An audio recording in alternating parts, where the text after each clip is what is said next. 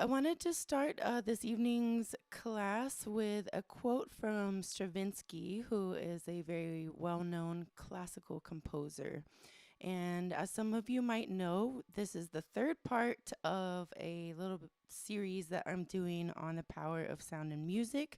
So we have gone over the power of sound and music on the mind and on the body. And tonight I'm very excited to be sharing the power of sound and music on, for lack of a better word or a more universal word, the soul. So the quote by Stravinsky is, "I haven't understood a bar of music in my life, but I have felt it."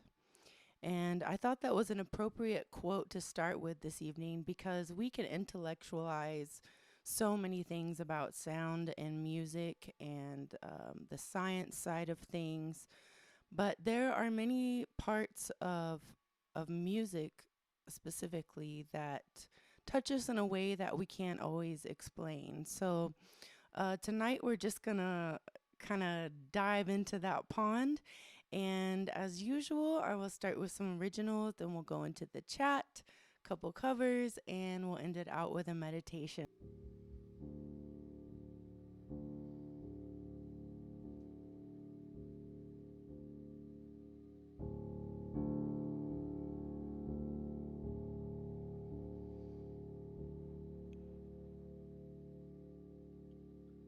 A thousand times the serpent comes,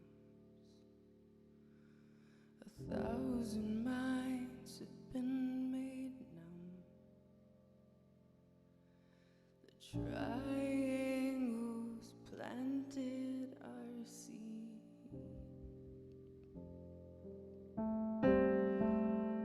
They burned the books and made us dumb. And we forgot where we came from. We're buried for gold and for greed. So I can understand the anguish, and I can understand the need, and I can understand revolution, 'cause there's something laying quiet inside me.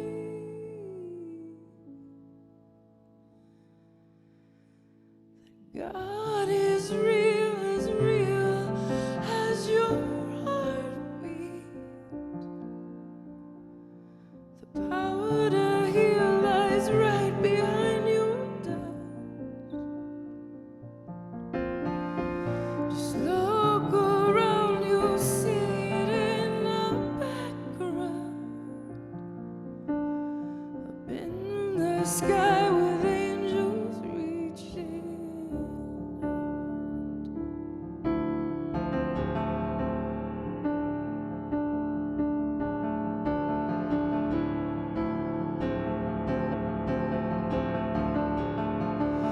The sky, the stars, the heavens above remind us there's much more than us. They're hiding it, 'cause truth sets us free. Relax your mind, open up your heart. Turn off the TV, come on, you're smart and stronger than you ever believed. So I can understand you're frightened, and I can understand the need, and I can understand revolution, 'cause there's something laying quiet inside me. That God is real as your heartbeat. The power to heal lies right behind your doubts. Just look around, you'll see it in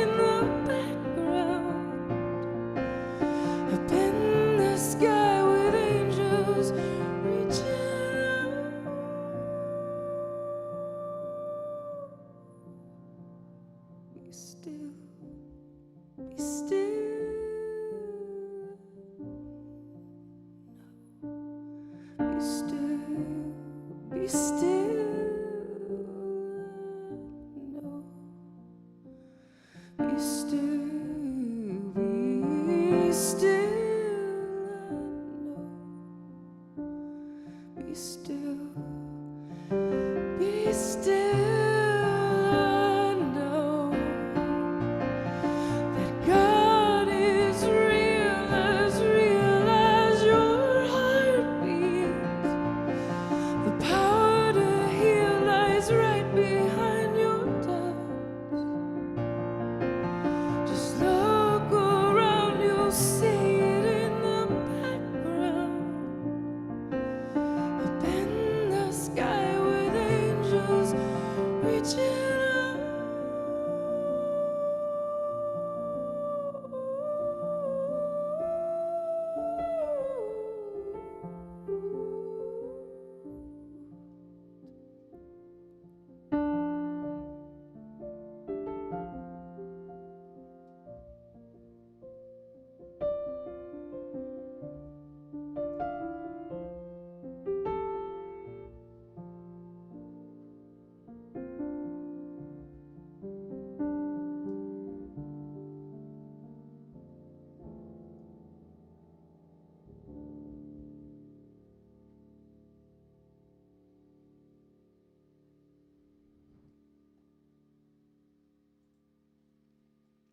All right.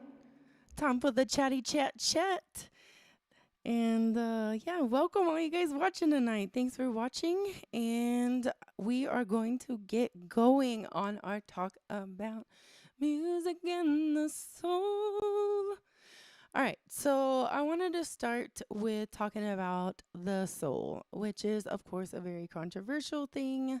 Some folks believe in it, some folks do not. That's totally fine wherever you are on that spectrum. And so I just wanted to talk about a couple suggestions that to me point that the soul exists. And the first one of those being near-death experiences. Um, basically, a near-death experience is when a person is medically dead usually. Sometimes they're still not medically dead, but whatever their particular vital signs, they have a moment where they have an experience before they come back into their conscious world, this world, the 3D world, where they sometimes meet elder relatives, meet other beings, meet angels, meet God, and they remember these very clearly when they are brought back into their conscious state. So I'm not going to get too heavy into the near-death experience. I have had a couple myself, and all I can really speak about is my own experiences on that. And the first time it happened, what I saw was like a tunnel of eyes. It was pretty crazy, and at the end was the light. And I knew that if I walked towards the light, that I would be medically dead. But nothing felt really scary at all. And you would think that if there was like this tunnel full of opening and closing eyes, it would be pretty freaky. But during the time that I was having that experience, I was definitely not afraid. It felt very comforting and actually very encouragingly comforting to go towards the light. And I was like, no, I'm young. I can't be dying yet. And so I decided, no, I'm not going towards the light in that experience. And instantly, boom, I was back in the room. So that was one of the experiences. And the other was actually probably along the lines of lucid dreaming. Me being the nerd that I am, I'm always trying to have a lucid dream because I think that's so awesome. We should totally do an episode about lucid dreaming because it's thebomb.com. But me being me, I suppose when I had this lucid dream, I was like, well, I just want to experience God. I want to go hard, go big or go home. And what I experienced at that moment was visually, if you've seen oil mixed with water, it was like very rainbow patterny, light rainbow patterny.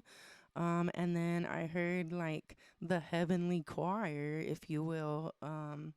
It was music that I could never probably, yeah, definitely could not replicate on a logical level in this reality, but it felt very the same feeling of warm and comforting, super relaxing, and almost like when you step into like a warm bath or something like that. So those are my two experiences. Feel free to put in the chat if you've had a near-death experience and some crazy stuff went down, or if nothing went down. But there are several books, documentaries about people having near-death experiences. And to me, that suggests that there is at least a level of us that remains after our vital signs are not existing or are living on the edge. The other thing I want to talk about to me that suggests that there's something of a soul is the law of conservation of energy.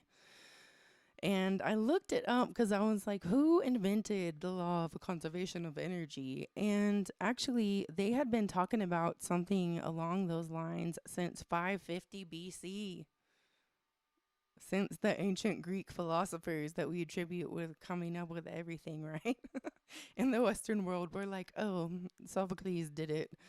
But yeah, there was like evidence of, I don't know if I'm saying his name right, Thales, Thales, in 550 BC.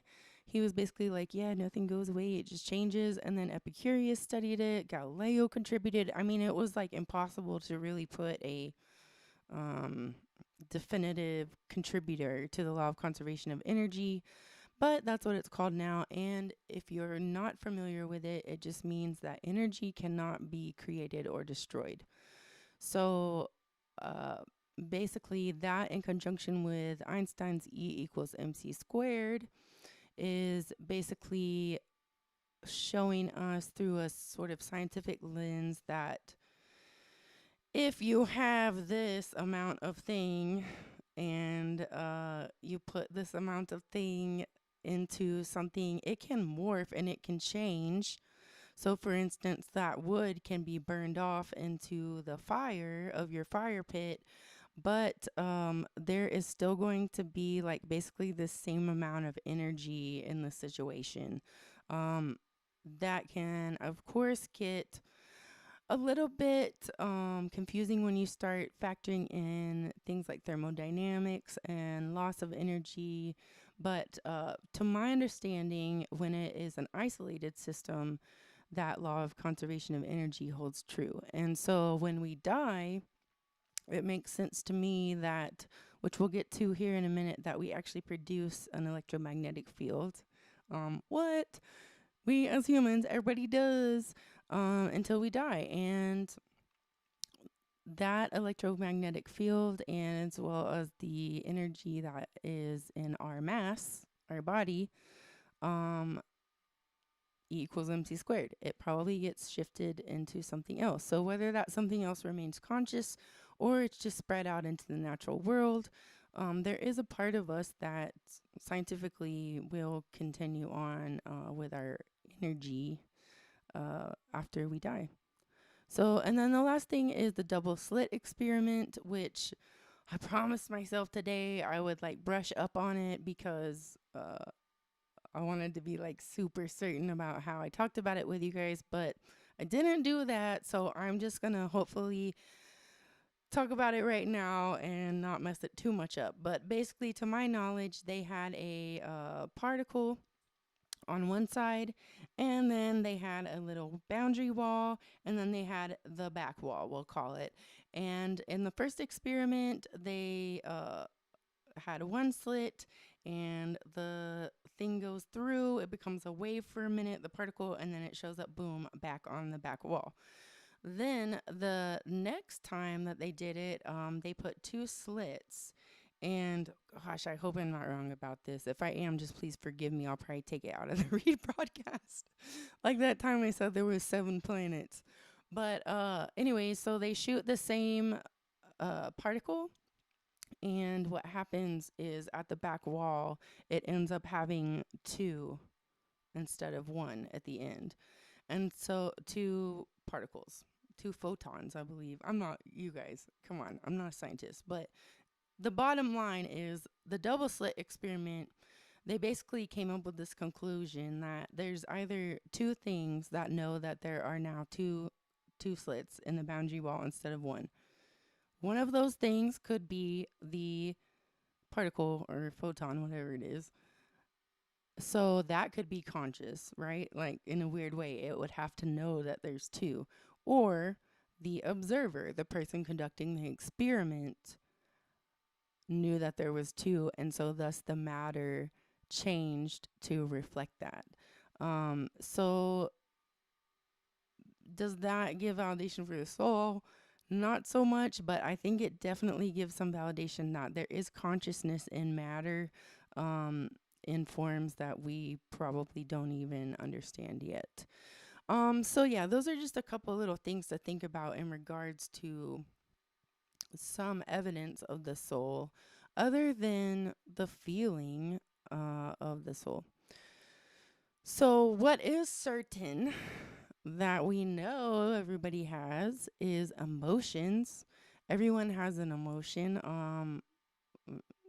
Like there's probably some people that are gonna play devil's advocate and say no, not everyone has emotions, but it's pretty clear. It's like obvious that most people have emotions and most people have thoughts. And these are both things that we cannot see, but that affect, Lord knows my emotions have affected a lot of things. But they are there. And so we know for a fact people have emotions and thoughts. And we also know for a fact, as I was speaking about earlier, that every human being while living, and slightly after dying as well, which I talked about this with you, Julie, a little bit this week. That's cool. Has an electromagnetic field that they generate. And our heart is really the thing that is responsible for generating this electromagnetic field. And so I kind of want to show a picture that I got because I love my pictures. So this is a great illustration done by the Institute of Heart Math, which is a really cool nonprofit that is devoted to kind of floating on both sides of science and just the general uh, esoteric side of life in order for people to have less stress and have a better life. But this is an image of the electromagnetic field that a typical human produces. And as you can see, it definitely has a current. It is flowing in that little donut shape. It looks to me like, ladies, if y'all have seen those things that you use to make a bigger bun for your hair, it's kind of what it looks like to me. But yeah, our own hearts definitely generate that. And especially like the signals, from our different parts of our body to our brain, those are electric signals as well. And essentially, the electric signals between atoms and molecules are what hold us together. That they keep us from floating off into a million different atoms. It's the electromagnetic field of one atomic density and the other atomic density that keeps us from, being able to just like go through each other like ghosts. So there is a beautiful picture of that illustrated. It's so stunning to me. And our hearts actually emit an electrical signal that is 60 times the strength. Let me say that again. 60 times the strength that our brain emits. So those brain waves that we talked about and stuff like that, at the normal kind of level of things, our heart's emitting 60 times the strength of those. And our heart is also emitting 100 times the electromagnetic field, 100 times. And somewhere I saw the actual voltage of what we emit, but I didn't factor that in tonight, but I'm sure you guys can look that up. Yeah, so everybody is walking around with these giant donuts of electromagnetic field. So is our Earth. Everything does this. And when we have emotions and when we have stress and when we have different things happening in our body, this field is affected. Um, so yeah, I'm gonna take the picture down now, but I love that photo. So beautiful. Yeah, so that is something I would like to point out. It's not really science really hasn't been able to bridge that gap yet between the things that we feel on a deep level and then the soul, on a scientific level. We really aren't there yet, but I think that for those intuitive folks, you feel it. You feel that connection. So I think looking at that electromagnetic uh, field that's around us really shows that there is some type of energy um, happening. And we're all interacting with the planets and the Earth's electromagnetic fields and others around us electromagnetic fields. And some people that are really good at measuring this type of thing in a very strange way is called the Global Consciousness Project. They are from Princeton. And I do not fully understand how this works. I tried to read through it many, many times and comprehend exactly what they're doing. But I do know that they have these sensors, or these devices all around the world. And what they do, they're called RNGs, random number generators. And so all the time, evidently, they're just spitting out random numbers from these devices all around the world. Well, what happens is when there is a huge global event such as 9/11, such as the World Day of Prayer, there's several other things that you can go on their webpage, the Global Consciousness Project, and look at what happens. But during these times, there are spikes, and these numbers start to not be so random, which is to say, through all of this data that they've gathered, they're realizing that there is a effect on essentially the electronic or electromagnetic field of the earth as these events occur.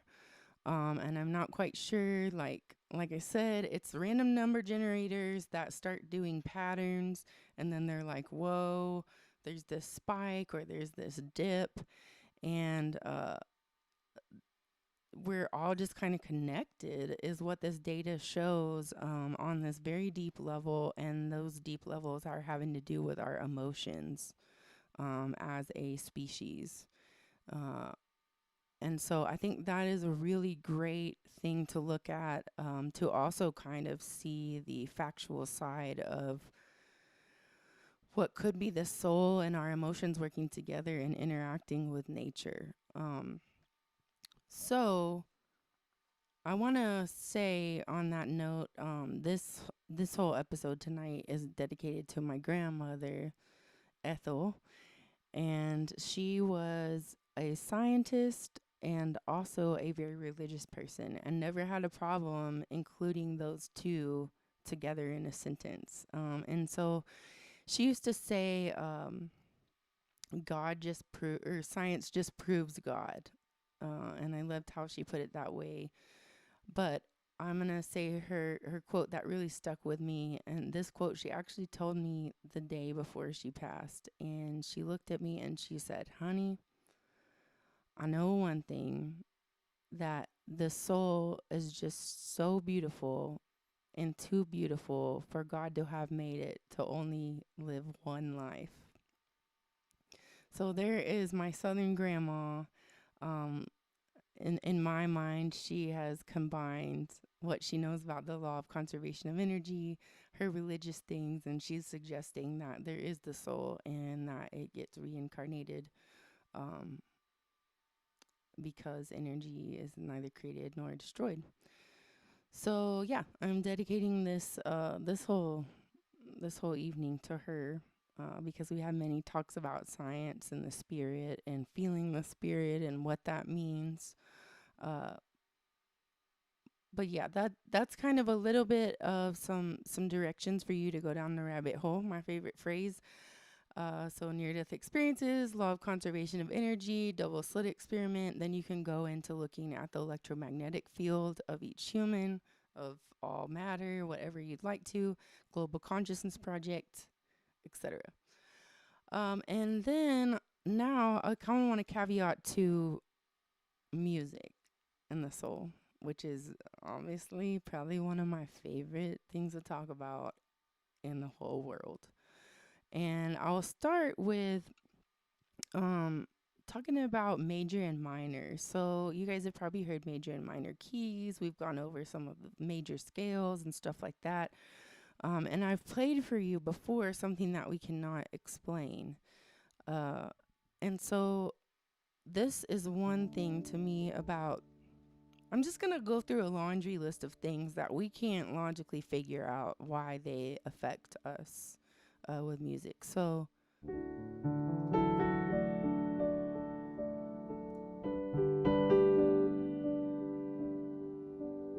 this is a major situation, and it sounds really peaceful.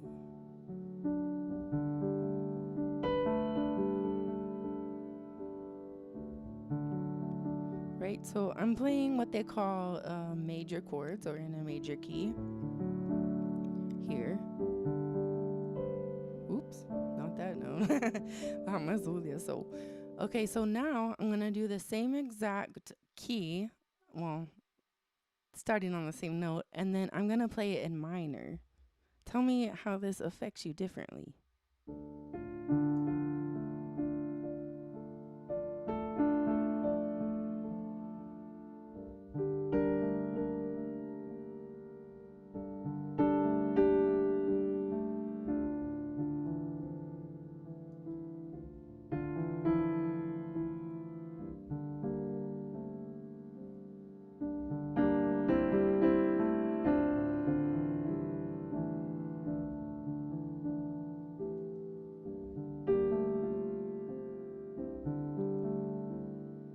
Right? We're speaking to a different part of our emotions, I feel like, with the major and the minor. Now, here's where it gets real cool, is with harmonic progression, which is something that I like to play with a lot, is we can essentially mess with the emotion by some unexpected twists and turns.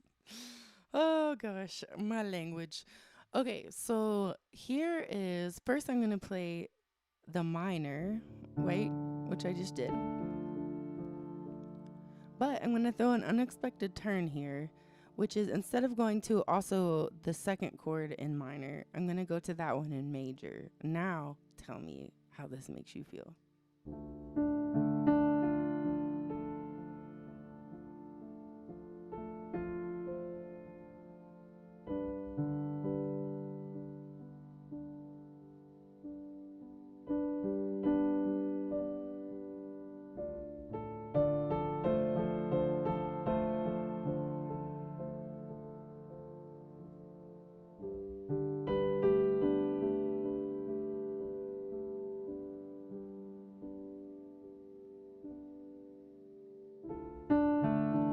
Right? Like, that's so majestic sounding. And to me, what's happening there is somehow, on some level, we've got the first chord, which is minor, so it's like kind of sad and like in our feelings. And then we go to the major, the unexpected major of that. And then all of a sudden, it just becomes like this majestic, like we are floating out in space, seeing majestic sunrises kind of feeling, right? It's actually one of my favorite. So in the song I played, God, I definitely use that chord progression a lot because I'm trying to touch on that feeling of something where there is the struggle, but then there's hope. So a lot of things tonight I can't really explain, right? It's more a philosophical evening of what is happening here, and what part of us is this talking to. So let's see, that part comes in.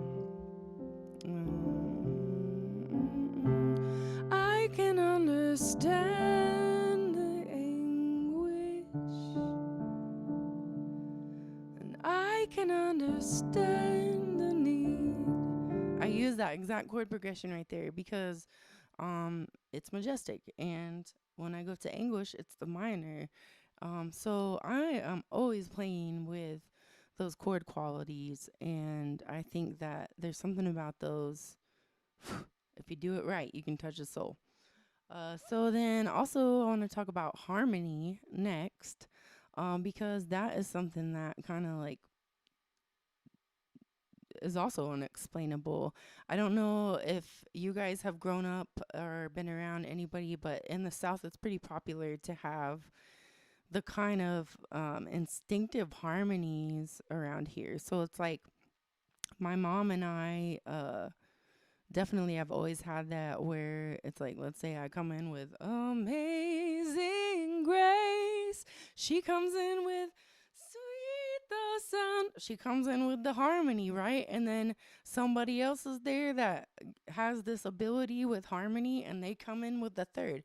And they might not even know a lick of music theory, but they are going to come in with those two harmonies instinctively. It's kind of crazy. And those harmonies are usually spelling out the other two notes of the chord, whichever one you're not singing. And you can do this.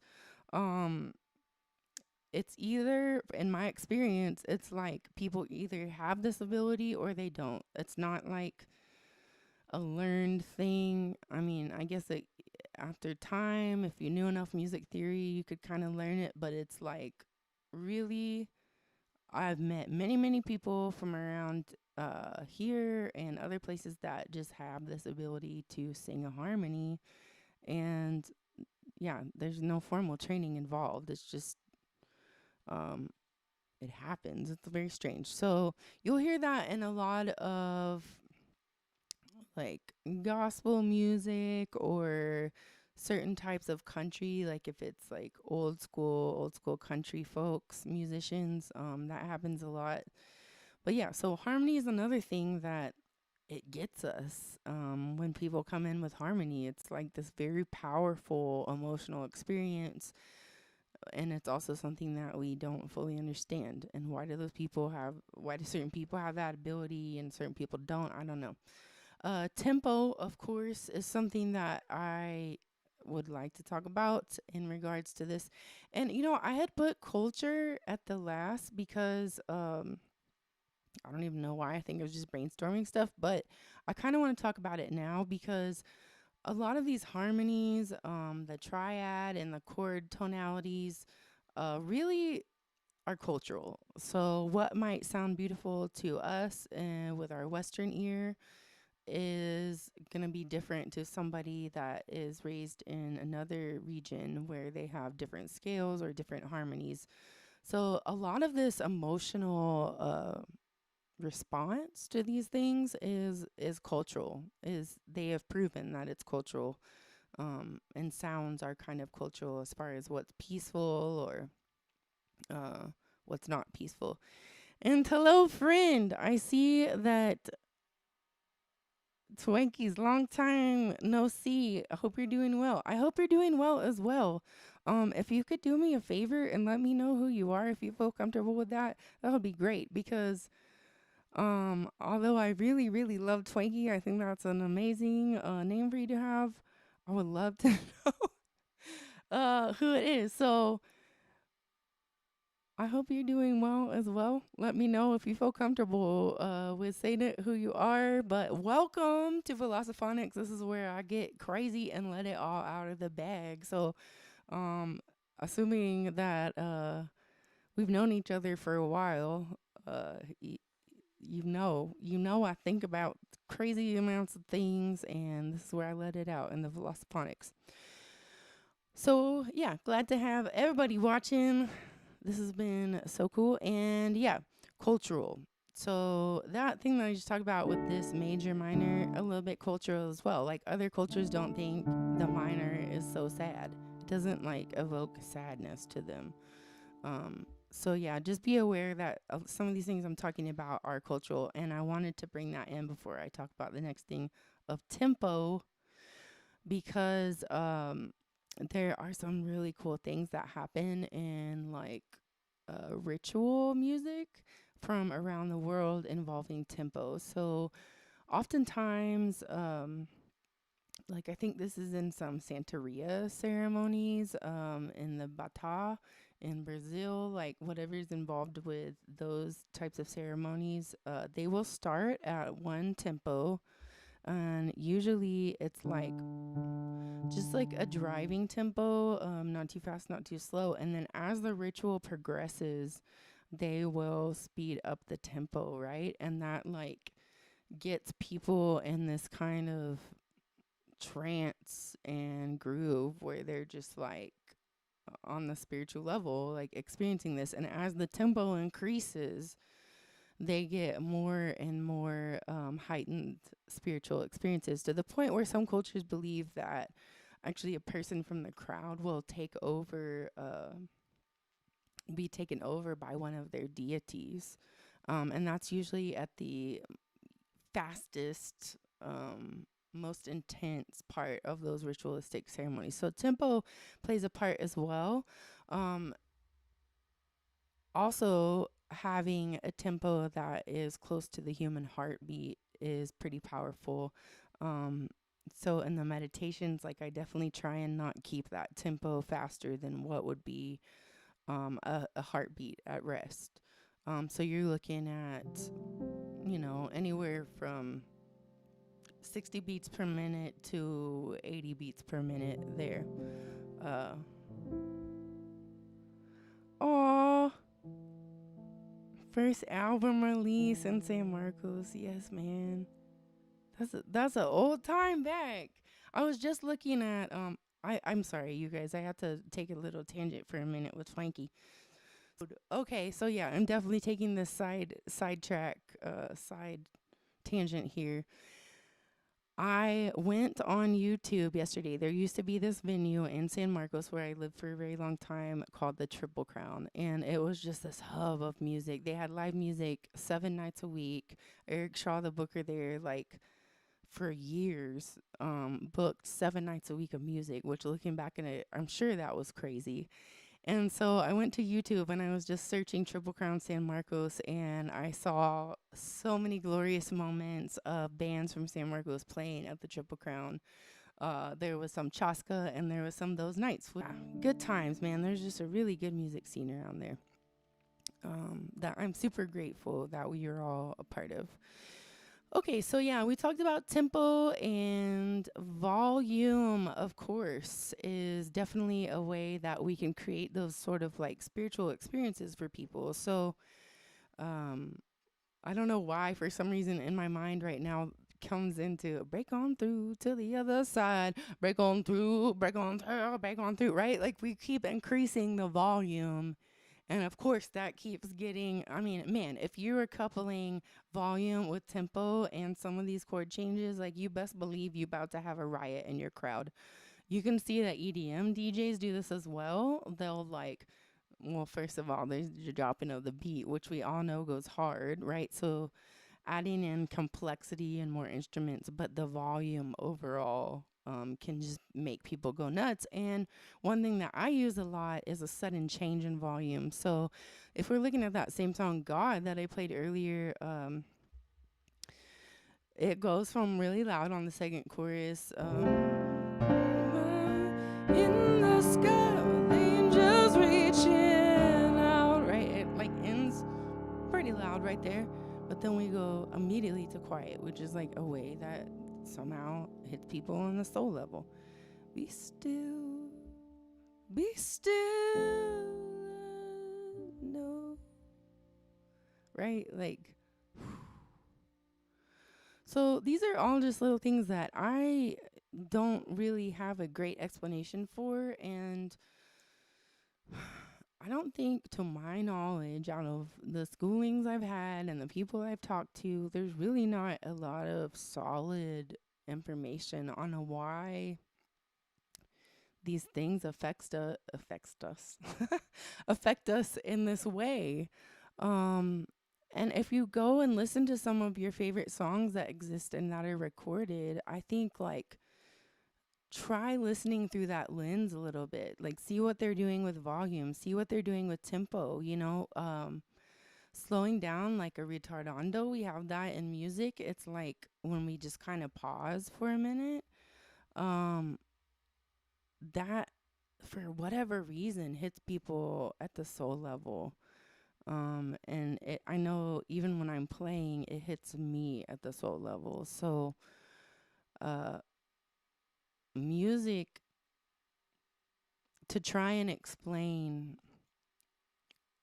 exactly how it is touching us in our emotional state and in our spiritual state in our lives is like really a lost cause, because it's so vast and it's so powerful, and it is in every culture, and it's used in almost every religion. I mean, maybe there's one I don't know that refuses to use music, but I don't think so. Um, and so it's almost like this magical part of things that, in Philosophonics, I've tried to lay out a lot of scientific things and factual things in order to support some of this stuff. But there is something to be said at the end of the day, like Stravinsky's quote that we started with, that he says, I haven't understood a bar of music in my life, but I've felt it. And so I want to leave you with the chat part with that thought tonight is, there are some things in life that we can't explain, like the soul and our experiences, our mountaintop experiences and why they were mountaintop, or our valleys and why they were valleys. And maybe we're not meant to understand the science of that all. Maybe we are just meant to feel it.